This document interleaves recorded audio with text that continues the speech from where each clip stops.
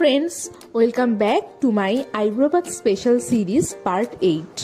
এটা ছিল আমার অষ্টম আইব্রো ভাত আমার ছোটবেলার বান্ধবী কণিকার বাড়িতে। তোমরা তো জানোই যে আমার বন্ধু বান্ধবের সংখ্যা খুবই কম, আর ছোটবেলার বান্ধবী বলতে এই একমাত্র কণিকাই এখন আছে, তার সাথে যোগাযোগ আছে, আর বাকি কারোর সাথে আমার যোগাযোগ সেভাবে নেই। তো আমি তো মিষ্টি নিয়ে চলে গেছিলাম, আর অনুষ্ঠানটা রাতেই ছিল। তারপরে বসে পড়লাম খাওয়া দাওয়া করতে। আর এখানে প্রথমে আমাকে কাকি একটু মিষ্টি খাইয়ে দিল আর দই খাইয়ে দিল, তারপরে কণিকা আমাকে দই মিষ্টি খাইয়ে দিয়েছিল।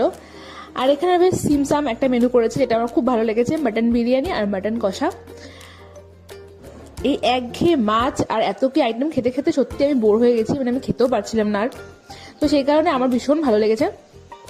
আর বিরিয়ানিটা কণিকা বানিয়েছে, মাটন বিরিয়ানিটা দারুণ হয়েছে খেতে। মাটনটা যেরকম সফট ছিল, আলুটাও একদম সফট হয়ে গেছিলো।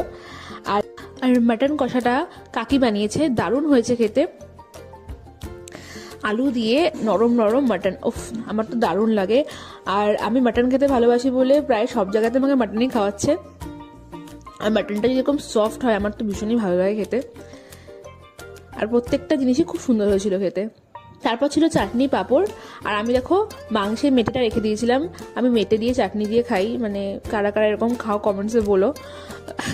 ভীষণ অর একটা খাবার, তো আমার ভালো লাগে খেতে। তারপরে আমি একটা রসগোল্লা খেয়েছিলাম। আর তারপরে কোল্ড ড্রিঙ্কস খেতে খেতে কণিকার সাথে বসে বসে গল্প করছি, আড্ডা দিচ্ছি। আসলে সেভাবে এখন সবাই ব্যস্ত থাকে আর দেখা সাক্ষাৎ হয়ও না, তো এই একটু সুযোগ পেলে আড্ডাটা চলতেই থাকে আমাদের। তো এই তো ছিল আমার অষ্টম আইব্রো ভাত। দেখা হবে নেক্সট ভিডিও, ততক্ষণের জন্য টাটা।